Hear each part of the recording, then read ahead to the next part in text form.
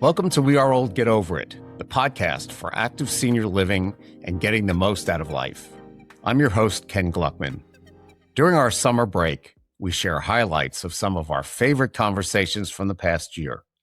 These are just short clips from the full-length episodes. You can find the link to the original episodes in the show notes here, or just search the episode title on our YouTube channel or in your preferred podcast app.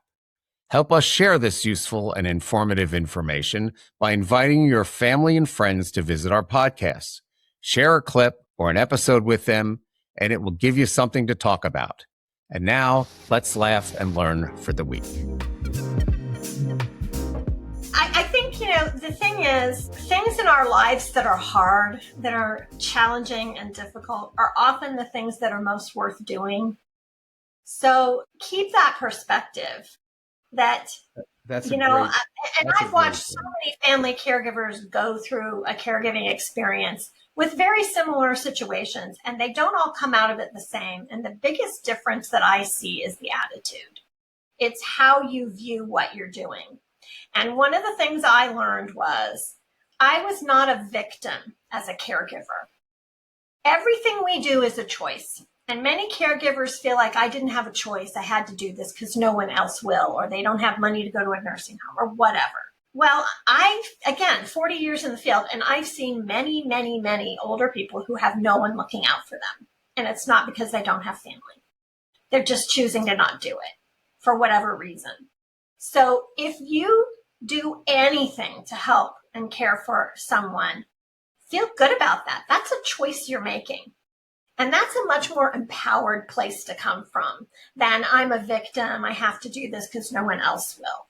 That doesn't help us at all. It certainly doesn't help our loved ones because that resentment, builds up and everything. Now, I'm not saying you have to be, everything's perfect, but that attitude alone can make a difference in how you come through the experience, and that it's not sad. I mean, the only thing that was really sad about it to me was, it's hard to see someone changing because of dementia that you love. My dad was a college professor, and to go through all of that. And it can be sad when someone passes away. But being a caregiver is something to feel proud about. And nobody's perfect. A lot of people are really hard on themselves. There's a lot of caregiver guilt because we feel like, I should be happier about this, or I should know the right answers, or I should have prevented my mom from getting that UTI, or I should have made sure my dad didn't fall. Nobody's perfect.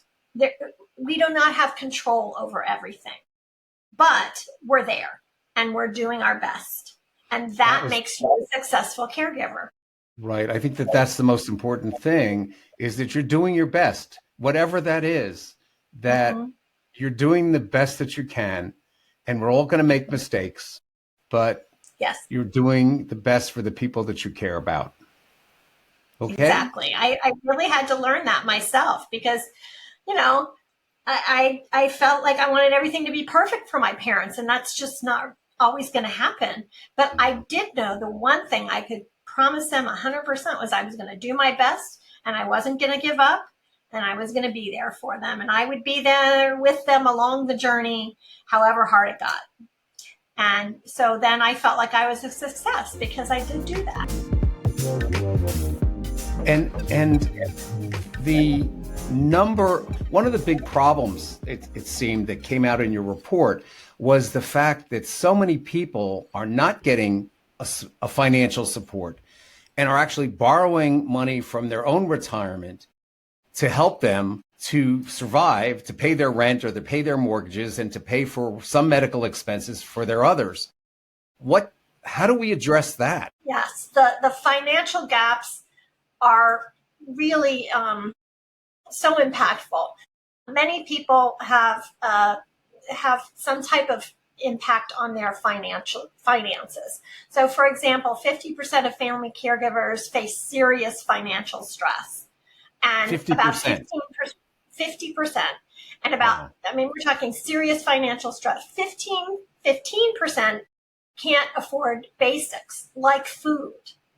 And no one should be in that situation because they're caring for someone who needs help. A third leave the workforce temporarily or long term to provide care for their loved ones. There's that financial stress is a topic that's very near and dear to my heart because I cared for both of my parents. I quit my job, became a consultant. I went through a lot. In order to do that, I moved across the country. I had very complicated situations. I was caring for multiple people, both my parents and my sister. And after about a dozen years of very intensive caregiving, I ended up in bankruptcy. And I'm a caregiving expert. So we were doing everything we could possibly do. But my dad had Alzheimer's, again, multiple people. There's so many circumstances that I created debt in trying to take care of everyone and didn't take good care of myself financially.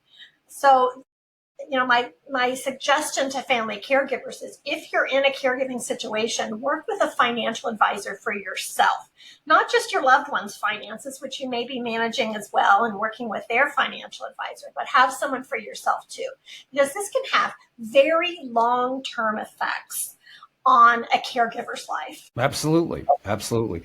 And in fact, part of the report said what percentages of caregivers are financially unable to really provide the care that they're providing the love and they're being there, but they can't provide the actual services that their elder person needs. Is that correct? And how do we deal with that? As I said, people have to make choices. So some of them leave the workplace. Some of them take early retirement. They start dipping into their retirement savings in order to make a living, to be able to live while caring for someone. And if they're not able to juggle it, then what happens to that person who needs the care? Sometimes there are programs that can be helpful, but many times they're just not available to that person. It's not consistent. And not every U.S. citizen gets the same access to supports. If you live in a rural area, there are fewer services available. There are many reasons. What happens then is the caregiver stops saving. About 1 in 3 stop saving for retirement. That's what happened to me. And then the caregiver's financial security the rest of their life is, in trouble. And then who is going to care for them because they're not going to have the money to pay for care. So it's really a very vicious circle. About 1 in 4 caregivers have taken on debt like I did. Absolutely. The bottom line is it helps us to know more about caregivers because then we know how to focus our efforts to support them. And so, for example, we know that Medicaid is extremely important to family caregivers. There are so many care recipients who are receiving Medicaid and some caregivers as well. And, that 17 million older Americans rely on Medicaid for long-term services and supports. So we have to be very careful about protecting Medicaid because that can have a ripple effect against their families, the family caregivers, as well as the people who are needing to receive those services. And then it helps us know things like I mentioned, the Bipartisan Credit for Caring Act at the federal level. We're supporting that because it would provide a $5,000 non-refundable tax credit for working family caregivers. If I had had that when I was caregiving, it might have kept me out of bankruptcy. So these things are very practical things that we need on a very basic level. I think caregivers are kind of invisible. You know what I mean? I agree. They're giving their love. Yeah. They're taking care of their seniors, of people who are usually older than them, not necessarily. And they're not rewarded in any way for this. And it's an emotional stress on everyone involved. And we're so invisible because we are so isolated. Our life is wrapped around caring for this person, and our networks kind of disappear. People don't know how to support a caregiver if they do know one. So we just urge people, if you know a caregiver in your life, get them some of these resources we've talked about. Get them my new Care for the Caregiver guide that I just finished writing for AARP, which gives you practical things to do on a daily basis to take care of yourself. Connect them with the Area Agency on Aging or other resources in their area. Find out if there's a caregiver support group they might attend, and then go stay with their loved ones so they can go to the meetings and get support from other caregivers. Having that network is everything, because we learn the most from each other too. And, to that end, I want to make sure you know about, we have a Facebook group on Facebook. It's the AARP Family Caregivers Discussion Group. And I moderate this group. We have over 20,000 family caregivers in this group, and they're very active. And it's a very safe environment where you can post. You can even post anonymously, because Facebook has set that up, and say, we have people who say, I can't do this anymore. I'm really losing it today. Or look at this great thing that happened today. I got Dad to eat his whole dinner. Or, I'm having this very practical issue. How do you deal with this incontinence? What's the best solution or the best product to help with incontinence? Or how do I navigate through the insurance company? Very practical things. And so we do a lot of help problem solving and just a whole lot of moral support in there.